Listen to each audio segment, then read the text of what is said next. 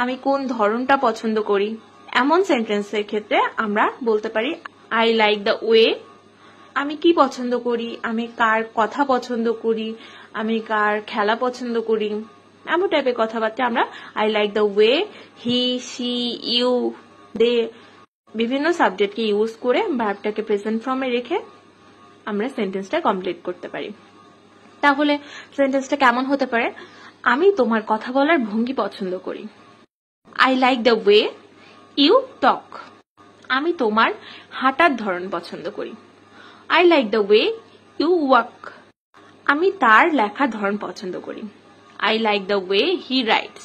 এখানে রাইটস কেন হলো? কেননা হি এটা হলো থার্ড পারসন সিঙ্গুলার নাম্বার, এবং আপনারা জানেন যে থার্ড পারসন সিঙ্গুলার নাম্বারের পরে অবশ্যই ভার্বের সাথে এস বা ইএস যোগ করতে হয়। তাহলে I like the way he rights. আমি তার লেখার ধরন পছন্দ করি। আমি তাদের মারামারির ধরন পছন্দ করি, বা আমি তাদের মারামারি পদ্ধতি পছন্দ করি। I like the way they fight. They এটা থার্ড পারসন হলেও এটা প্লুরাল নাম্বার, দ্যাটস ওয়াই এখানে আমরা এস বা ইএস যোগ করব না। আমি তোমার ফুটবল খেলার ধরন পছন্দ করি। I like the way you play football.